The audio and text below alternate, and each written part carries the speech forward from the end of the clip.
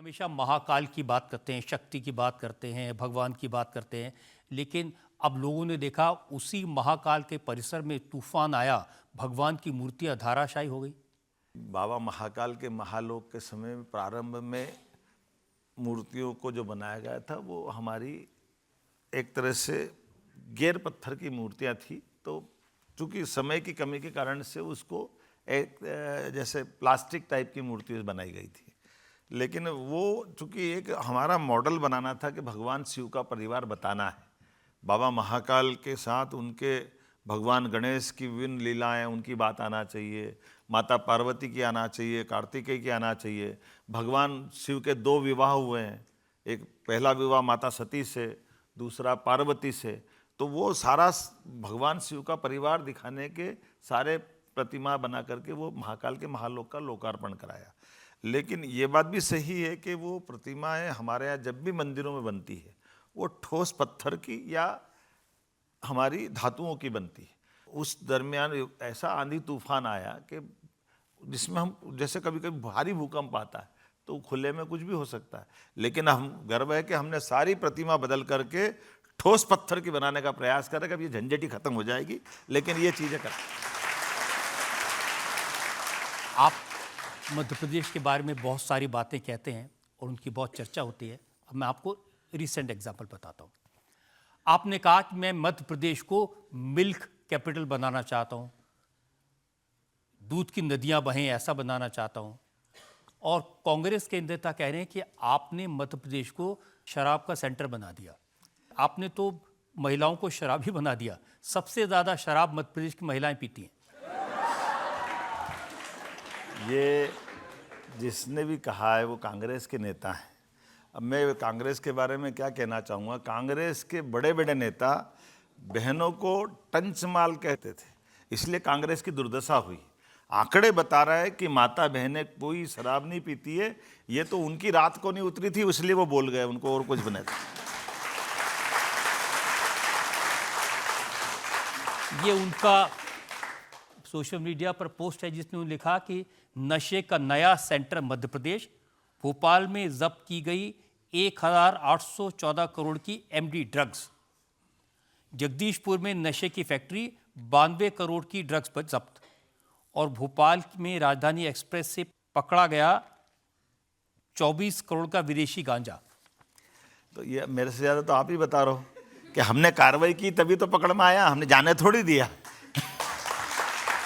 हमारे द्वारा एक्शन के आधार पर पुलिस ने तत्परता के साथ देश का मध्य प्रदेश, उत्तर दक्षिण पूरब पश्चिम, कहीं से भी कोई ऐसा अवैध पदार्थ जाएगा हमारी पुलिस पकड़ती है दक्षता के साथ। हमें इस बात का गर्व है, और इसीलिए पहले कांग्रेस के समय नहीं पकड़ती थी क्योंकि वो उनके क्या मालूम कैसे तरीके थे, लेकिन हमारे यहाँ तो न केवल पकड़ते हैं बल्कि पकड़े गए अपराधियों के खिलाफ कठोर से कठोर कार्रवाई करते हैं। आपके चैनल ने कई बार दिखाया कि हमने बड़ी बड़ी हवेलियां ध्वस्त कर दी, तो उसका कारण ही है अवैध काम करने वाला कितना बड़े से बड़ा भी हो, हमारी सरकार उसको छोड़ने वाली नहीं, ये पक्की बात है, इसको हमको मालूम है। लेकिन क्या इस बात में सच्चाई है कि मध्य प्रदेश में शराब पीने वालों की संख्या बढ़ी है, शराब की तादाद बढ़ी है? देखिए समाचार पत्रों में आंकड़ा आ गया कि भारत में एकमात्र राज्य है जहां 19 नगरों में शराबबंदी करके हमने हमारी प्रतिबद्धता बताई है कि हाँ हम शराबबंदी या शराब के सेवन को कम से कम करना चाहते हैं अपने राज्य के अंदर, इसको बढ़ावा नहीं देने वाले। मुझे इस बात का विरोधी दल के नेताओं की एक शिकायत ये भी है कि आपने अपने बेटे की शादी चुपचाप कर दी, कंजूसी से बिना खर्च किए, पार्टी भी नहीं दी उन्हें। हम जितने बड़े पद पे पहुंच जाएं, हमको हमारे एक एक कार्यक्रम से, एक एक काम से समाज में संदेश देने की आवश्यकता है। बड़ा आदमी ज़्यादा दिखावा करता है, बड़ी शादी करता है, तो गरीब आदमी को मजबूरी में करना पड़ेगी, वो कर्जे में डूब जाएगा, वो परेशान हो जाएगा। तो विवाह तो होना चाहिए, लेकिन दिखावा क्यों करना चाहिए, इससे बचने की आवश्यकता है। और मुझे इस बात का गर्व है कि मैंने कहा कि भाई मैं मुख्यमंत्री भले ही हूँ, लेकिन 50-50 लोग मिलकर भी शादी कर सकते हैं, तो उस आधार पर हमने अपने बेटे की शादी।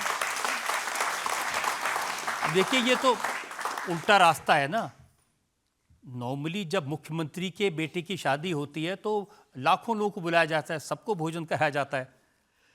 देखिए, मुख्यमंत्री का बेटा है इसलिए लाखों लोगों को भोजन कराए, ये तो गलत बात हो जाएगी। मुख्यमंत्री से मैंने प्रारंभ में कहा कि मंत्री हो, मुख्यमंत्री हो, कोई इस तरह के जो एक लेवल के लोग रहते हैं, उनको सादगी का संदेश देने का इससे अच्छा मौका नहीं है।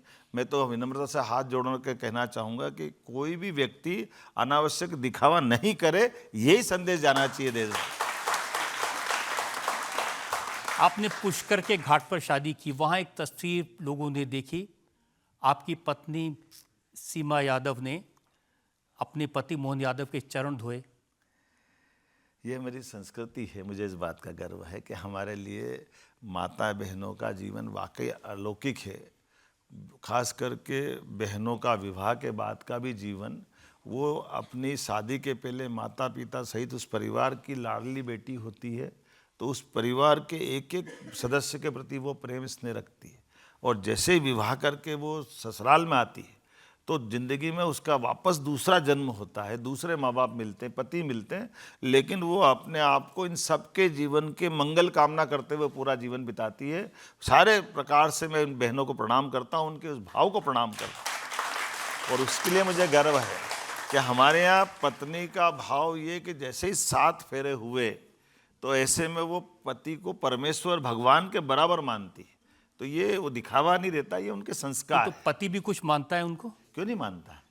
तभी तो दोनों की बात बनती है हमारे यहाँ। इसलिए एक जन्म नहीं, 7 जन्म तक की कल्पना की गई कि 7 जन्म तक, इस जन्म में भी, अगले जन्म में भी, अगले जन्म में भी पति मिले तो वही मिले, ये भाव बहनों का रहता है। और पत्नी के लिए भी पति का भाव यही होना चाहिए कि दोनों की निभे, ऐसी निभे।